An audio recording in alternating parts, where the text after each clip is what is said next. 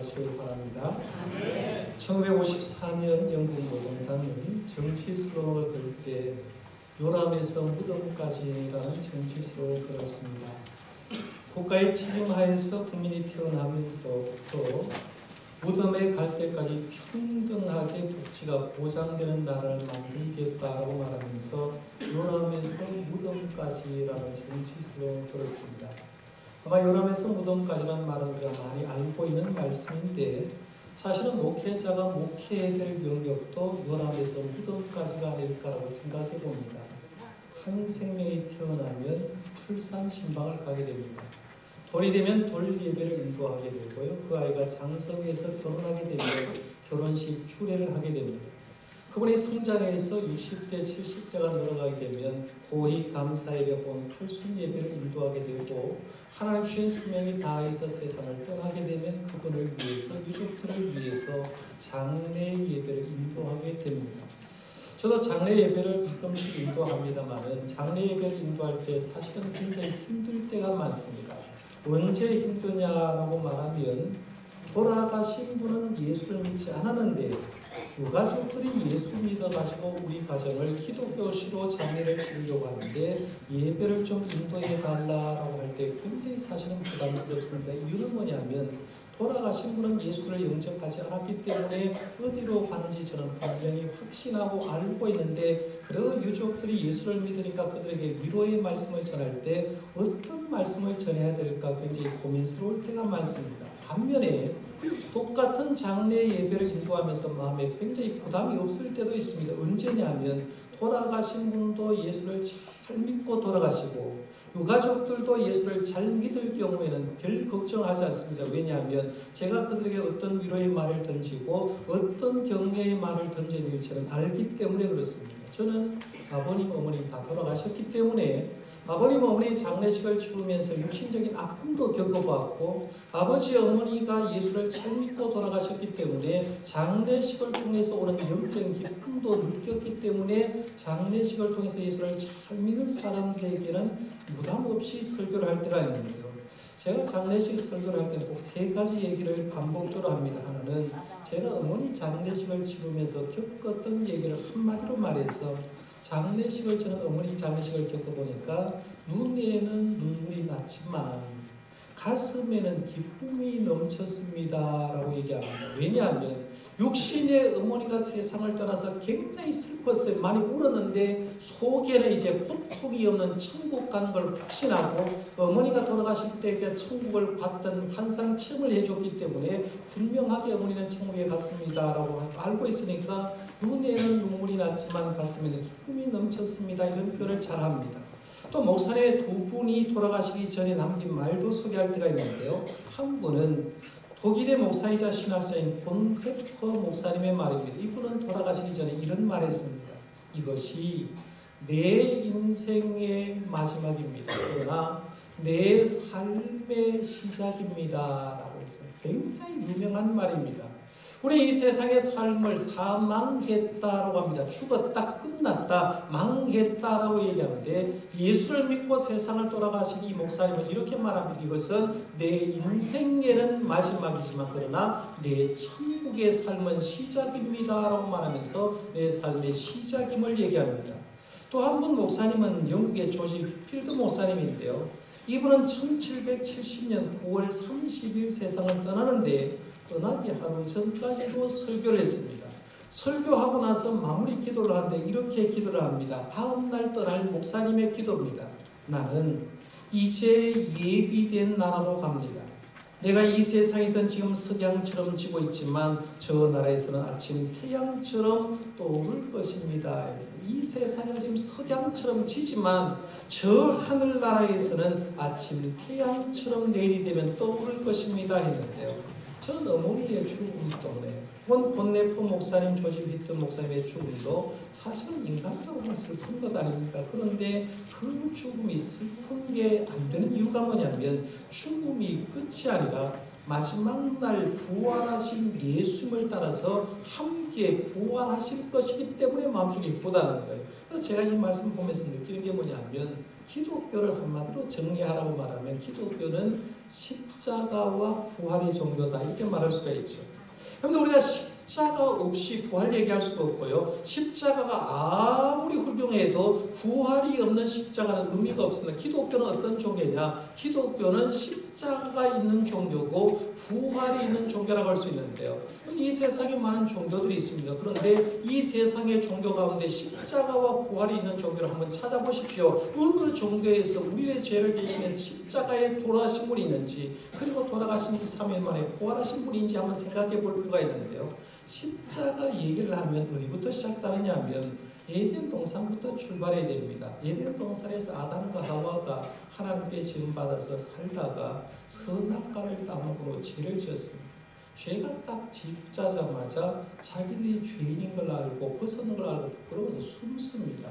나무 그늘에서 하나님의 낯을 숨는데 자기의 부끄러운 모습이 드러나니까 나뭇잎을 엮어서 부끄러운 것을 해 입은 거죠. 요즘 말로 하면 나뭇잎으로 팬티를 만들어 입은 거예요. 그런데 우리 나뭇잎은 사실은 햇빛이 때문에 금방 말라서 쓰러지기 때문에 하나님께서 그들을 불쌍히 여기서 뭘 해주느냐 하면 가죽 옷을 입혀주었다고 얘기합니다. 그러니까 가죽으로 만든 속옷을 입혀주었다고 하는데 우리는 그것을 성경 말씀을 그냥 읽습니다마는 가죽 옷을 만들어서 그들의 수치를 막아준 것을 보면 가죽 옷을 그들의 수치를 막았다는 건 그들의 수치를 막기 위해서 뭔 짐승인지 모르지만 짐승 한 마리가 죽었다는 거죠. 짐승 한 마리의 피로 인해서 그들의 부끄러움을 막아준 거예요. 이게 출애굽으로 가면 출애굽기에서 우리가 잘 알듯이 마지막 10번째 장이 장자의 제응이었습니다. 장자의 제응인데 첫 번째부터 시작해서 9번째까지 계속해서 모세가 재앙을 일으켜도 바로가 얼마나 강팍했든지 그들을 보내주지 않습니다. 마지막으로 하나님은 좋다.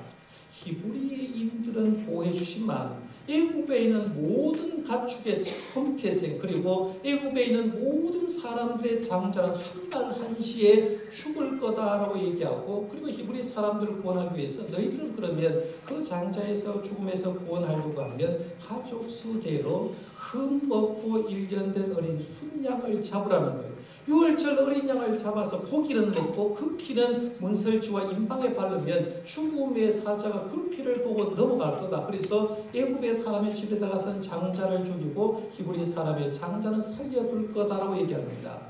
가정별로 한 마리를 잡으려고 했는데 성경 말씀의 기록에 의하면 이스라엘에서 출애굽할 때 가정수가 대체적으로 한 2만 3천여 가정이 됩니다. 정확한 수는 아닌데요. 정확하게 할 필요가 한 2만 3천 가정쯤 되었다고 보면 2만 3천 마리의 순양이 죽는 거죠. 2만 3천 마리의 순양이 죽어서 순양의 고기를 먹고 그 피를 문설주와 임방에 발라서 죽음의 사자가 넘어가고 이 우리 사람들은 출애굽을 합니다. 그렇게 해서 그때부터 시작해서 하나님은 너희는 6월절 제사를 지고 너희들이 구원받은 것을 감사로 말하면서 6월절이 올 때마다 6월절 어린 양을 잡고 그 피를 기념했습니다. 그런데 이게 1500년 세월 그렇게 하다가 예수님이 이 땅에 오시잖아요. 죄 없으신 예수님 와서 이 세상의 사람이 죄 용서함 받으라고 1500년 세월 피를 바르고 짐승을 죽여서 구원받았는데 그러면 내가 6월절 양이 되어서 죄 없는 내가 죽겠다고 해서 예수님이 십자가에 돌아가시지 않습니까? 예수님이 십자가에 돌아가셔서 다 이루었다라고 말씀합니다. 그러고 나서 운명하죠. 예수님이 다 이루었다라고 운명하는 순간에 성경 기록에 의하면 성전의 성소와 휘장들을 맡았던 휘장이 위로부터 아래까지 찢어졌다라고 얘기합니다. 그때부터 시작해서 예수님의 보혈의 피를 믿는 사람들은 누구나 다 하나님 아버지에게 하나님의 예수님의 이름으로 나갈 길이 열렸다는 거죠. 그러니까 예수님의 십자가의 은혜를 알면요. 충면에 고백하는 거예요. 요즘 젊은 사람들이 부르는 찬양 가운데 모든 능력과 모든 권세라는 찬양이 있어요. 가사가 굉장히 좋아서 좀 소개해 드리려고 하는데 이런 가사입니다. 모든 능력과 모든 권세, 세상의 모든 것 위에 뛰어나신 주님, 세상이 측량할 수 없는 지혜로 모든 만물 창조하셨네. 모든 나라와 모든 보좌, 이 세상의 모든 경이로움보다 이 세상 모든 값진 보물보다 더욱 귀하신 나의 주님. 그 다음에 코러스 볼인데요. 굉장히 귀한 내용이죠. 십자가 고통당하사 버림받고 외면당하셨네. 짓밟힌 장미꽃처럼 나를 위해 죽으셨네. 나의 주라고 가사입니다. 예수님이 어떤 분이냐면 예수님이 십자가에 달려서 고통당하였는데 세상 사람에게 버림받고 외면당했는데 짓밟힌 장미꽃처럼 나를 위해서 짓밟혀서 죽었다고 말하면서 십자가의 감격을 찬양하는 노래가 있습니다. 우리가 십자가의 은혜를 아는 우리들은 주님의 십자가의 은혜를 제대로 알고 이 젊은 청년들처럼 찬양과 경배를 돌릴 수 있기를 바랍니다.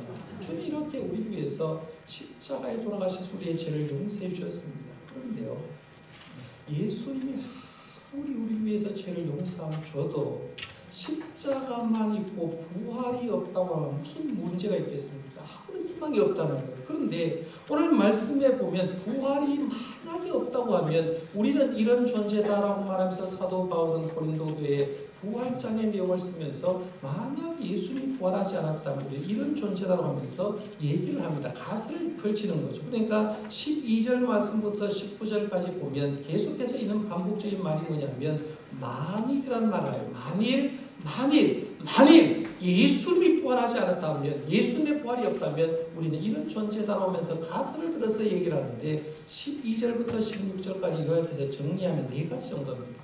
예수님의 부활이 없다면 첫째는 사도 바울이 전했던 복음 헛것하는 거죠. 사도 바울은 목숨 걸고 복음 전했는데 예수님이 부활이 없는 것이 무슨 중요하냐는 거죠. 아무 의미가 없다는 거예요. 두 번째는 14절 하반절에 보면 성도들의 믿음도 헛거라는 거예요. 여러분 우리 예수 믿는다고 하는데 예수님 부활 없는 믿음은 헛거라는 겁니다. 그 다음에 세 번째는 뭐냐면 신앙을 지키다가 잠든 성도들도 망한 것이 된다는 거예요. 잠들었다는 말은 죽었다는 거죠. 우리 선조들 가운데 예수님을 잘 믿고 죽었는데 만약에 예수님 부활이 없다고 하면 그 사람들은 망한 삶이 된다는 거죠. 아무 의미가 없다는 거예요. 그 다음에 19절에 보면 만약 예수님의 부활이 없다고 하면 이 세상에서 가장 불쌍한 존재는 누굴까요? 기독교입니다. 왜냐하면 지금 이렇게 좋은 세상인데 예배 시간에 예배 안 오면 꽃놀이 가도 되는데 우리는 일평생 살아가면서 예수님의 십자가 부활을 믿고 오는데 부활이 없다고 하면 가장 불쌍한 존재인 거예요. 그러니까 저 같은 사람도 여러분 같은 성도도 사실은 부활이 없다고 하면 굉장히 불쌍한 존재입니다. 교회 안에서 하나님의 영광에서 살고 있다는 거죠. 그런데 염려하지 마십시오. 예수님은 십자가에서 죽으심으로 끝난 게 아니라 3일 만에 부활하셨음을 믿으시길 바랍니다. 오늘 본문 말씀에 놀라운 반전의 말을 합니다. 12절부터 19절까지 만일 부활이 없다면 이렇게 될 거다고 얘기한 다음에 20절 말씀에 반전의 말을 하는데 이렇게 시작합니다. 그러나 이렇게 하죠. 그러나 부활이 없으면 이럴 것이지만 그러나 20절에 보면 이제 그리스도께서 죽은 자 가운데서 다시 살아나사 잠잠 자들의 첫 열매가 되셨도다라고 말하면서 예수님 부활하셨다! 정확하다라고 얘기하는 거예요. 그래서 예수님이 부활하셨기 때문에 메시지를 2가지 정도 던져주는데 하나는 뭐냐면 예수님 부활하셨기 때문에 예수 믿는 너희들도 예수님 따라 부활할 거다라고 합니다. 20절에서 23절 말씀 중요한 말씀인데요. 같이 한 목소리 읽어보겠습니다. 시작. 그러나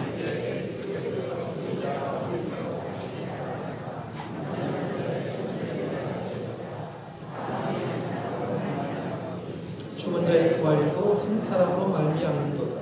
아담 안에서 모든 사람이 죽은 것 같이 그리스도 안에서 모든 사람이 삶을 얻으리라. 그러나 각기 자기 차례대로 되리니 먼저는 첫 열매인 그리스도요 다른 그가 강림하실 때에 그리스도에게 속한 자요. 아멘. 그러나라고 시작하면서 뭐라고 하느냐면 사도 바울은 예수님은 죽은 자 가운데서 다시 살아나셔서 잠자는 자들에게 죽은 자들에게 첫 번째 열매가 된다고 했어요. 이 첫 번째 열매는 헬라로 아파르케라는 단어를 썼는데 뜻은 뭐냐면 첫 소산물이라는 거죠. 첫 번째 소산물. 대구에 있어서 이런 농사는 안 짓지만 내가 만약에 과일 농사를 지어서 사과나무를 한 주 심었다고 생각해 보십시오. 사과나무를 심으면 대체적으로 한 3년 어간 지나면 첫 번째 열매가 맺혀지면 사과가 하나 달립니다. 이걸 가지고 첫 번째 소산이라고 얘기하는 겁니다. 그러면 사과나무를 심어서 3년째 첫 번째 사과를 달리면 우리는 두 가지를 확신하게 됩니다. 하나는 뭐냐면 원래 사과가 하나 달렸으니까 내년에도 사과가 더 달릴 거라는 것을 생각하게 되죠. 그 다음에는 원래 사과가 달렸으니까 내년에도 이 사과나무에는 감이나 배가 달리는 게 아니라 사과가 달린다는 걸 분명히 확신하고 있다는 거죠. 그래서 처음에는 사과가 달리기 전에는 심었는데 이게 잘못 산 건 아닌가라고 할 수가 있는데 사과가 달린 순간에는 내년에도 사과가 달릴 거라는 확신하는 거죠. 이걸 조금 더 고급적으로 얘기하면 이렇게 해요. 앞으로 사과가 계속 열린다는 것은 지속성을 얘기하고 있고 앞으로 동일한 사과가 열린다는 것은 동질성을 얘기합니다. 그러니까 첫 열매 속에서 우리는 두 가지를 생각해야 되는데 하나는 뭐냐면 지속성이 있고 또 하나는 동질성이 있게 된다라고 얘기하는 거예요. 예수님의 부활이 그렇다는 겁니다. 예수님의 부활도 지속성과 동질성이 있는데요. 지속성에 대해서 22절에서 23절에 이렇게 말합니다. 한번 보세요. 아담 안에서 모든 사람이 죽음같이 그리스도 안에서 모든 사람이 삶을 얻으리라. 그러나 각각 자기 차례대로 되리니 먼저는 첫 열매인 그리스도요 다음에는 그가 강림하실 때에 그리스도에게 속한 자였어요. 첫 소산물은 예수님이고 예수님이 부활한 그 다음에는 누구라고 했어요? 그 다음에는 그가 강림하실 때 그리스도에게 속한 자다. 예수 믿고 돌아가신 분, 내가 지금 예수 믿고 있는 우리들도 포함한다는 거죠. 그러니까 계속해서 지속적으로 부활을 한다는 거예요. 그 다음에는 동질성에 대해서 이렇게 말합니다. 우리도 예수님이 부활하셨던 것처럼 부활체의 모습으로 부활할 거다라고 얘기합니다. 자, 여기서 한번 질문을 던져볼게요. 우리가 예수를 믿으면 부활한다고 했는데 그러면 부활할 때 어떤 몸으로 부활할까? 첫 번째는 우리의 영혼만 부활한다. 몸은 더럽기 때문에 영혼만 부활한다. 두 번째, 우리는 육신만 부활한다. 몸만 부활한다. 세 번째, 우리는 영혼도 부활하고 몸도 부활한다. 우리는 몸속에 껍데기만 있는 게 아니라 영도 있잖아요. 근데 영과 혼이 같이 부활한다는 거예요. 이 질문에 답을 하려고 하면 42절에서 44절 말씀을 함께 읽어보면 답이 나옵니다. 자, 같이 한번 읽어봅니다. 42절에서 44절 시작. 죽은 자의 부활도 그와 같으니 썩을 것으로 심고 썩지 아니할 것으로 다시 살아나며 욕된 것으로 심고 영광스러운 것으로 다시 살아나며 약한 것으로 심고 강한 것으로 다시 살아나며 육의 몸으로 심고 신령한 몸으로 다시 살아나나니 육의 몸이 있은즉 또 영의 몸도 있느니라. 자, 이제 답을 내릴 수 있겠습니까? 우리가 부활할 때 우리는 영혼만 부활할까요? 육이 부활할까요? 아니면 영과 혼이 같이 부활할까요? 답은 몇 번일까요? 3번입니다. 예수님이 부활할 때도 영도 부활했고 육도 부활했다고 분명히 예수님 오늘 교동문에 얘기를 했거든요. 우리는 부활할 때 영혼도 부활하고 우리의 육신도 부활한다라고 합니다. 사도신경 끝머리에 하죠. 죄를 용서받는 것과 몸의 부활과 영생을 믿습니다. 아멘. 이렇게 사도신경에 고백합니다. 자, 부활 시에 영과 육이 부활한다고 하면 이 순간 이제 고민이 슬 되는 사람이 있습니다. 지난주 찬양 예배 때 생명 나눔 예배를 드렸어요. 125명 참석, 평균 보통 한 140여 명 이상 옷에 많이 나오고 있는데 한 15명은 장기 뛸까 싶어서 도망간 사람이 있어요. 지난주 도망간 사람들은 장기가 잃어버릴까봐 도망간 사람 빼고 예배 참석한 125명 가운데 71분이 각막 기증부터 시작해서 장기를 나름대로 기증했어요. 저도 기증한 게 있습니다. 저를 포함해서 기증한 70분 생각해 보십시오. 여러분이 부활할 때 몸도 부활하는데 그러면 부활할 때 여러분이 돌아가시고 나면 여러분의 자녀가 장기 기증서를 보고 장기를 기증할 텐데 부활할 때 그 장기는 있을까요? 없을까요? 각막을 기증해버렸는데 부활할 때 눈이 각막이 없으면 못 볼 건데 어떻게 될까 고민이 생길 겁니다. 영혼과 부활해서 몸에 부활에 대해서 청년들에게 얘기하면 청년들이 이렇게 얘기합니다. 목사님, 저 쌍꺼풀 수술했는데 부활할 때 쌍꺼풀이 있는 상태로 부활할까요? 아니면 없는 상태로 부활할까요? 고민스러운 문제가 생깁니다. 연세 많은 70, 80대는 어른들에게 얘기하면 어른들은 이렇게 고민합니다.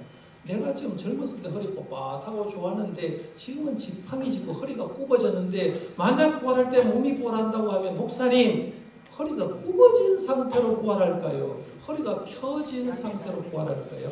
고민이 생기고 그런데 이 고민 유치한 고민 같지만요 굉장히 중요한 고민입니다. 왜냐하면 거기서부터 신학이 출발하기 때문에 그렇습니다.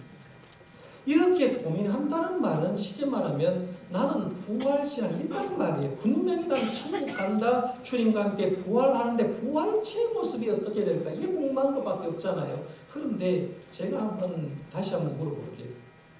죽을 당시에 몸과 부활할 때 과연 내 인생에 늙었을 때 돌아가신 상태로 부활할까? 아니면 내 인생에도 20대 피크 있었거든요. 연말 80대든 할머니들도 20대 팽팽할 때 좋을 때 있었다는 거죠. 그때로 부활할까?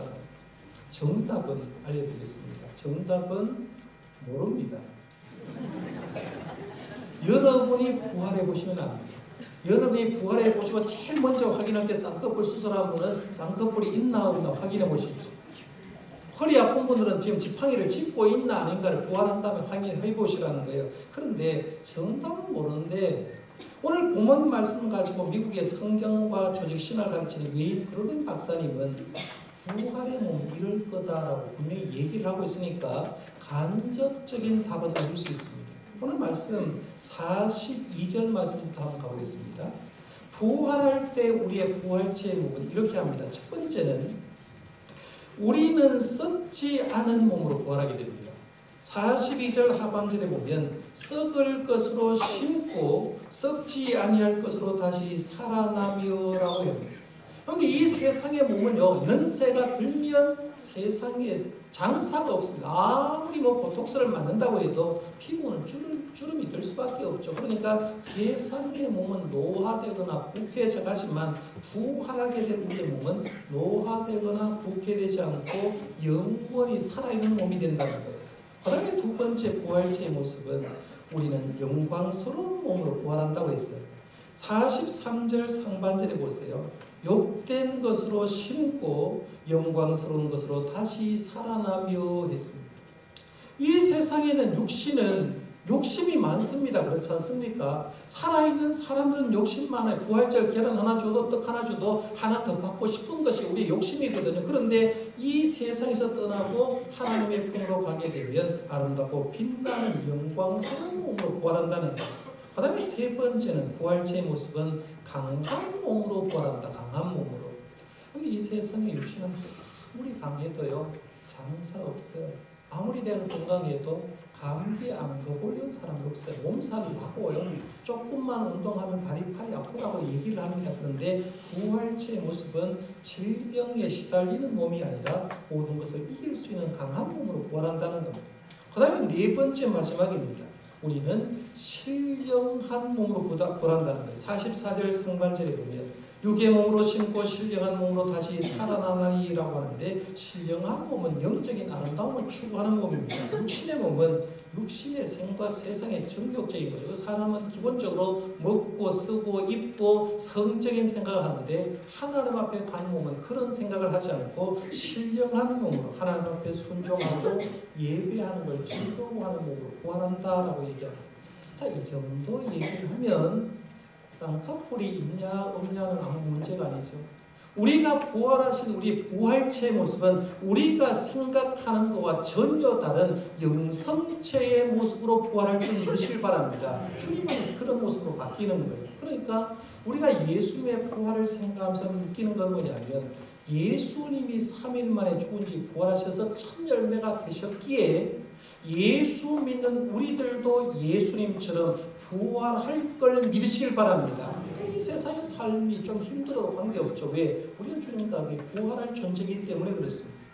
개혁주의 신학자의 탁월한 설교자로 임을 날린 스프로울이라는 목사님이 있었어요. 지난해 12월 14일에 78세를 일기로 돌아가신 분인데 이분이 부활에 대해서 이런 말을 했습니다. 예수님의 부활은 기독교 신앙의 꿀이다. 예수님의 부활이 없으면 기독교는 인간의 죄를 말하는 진부한 이야기로 우리의 도덕의식을 고치하는 또 하나의 종교에 지나지 않는다. 예수님의 부활은 기독교 신앙의 필수 요소다.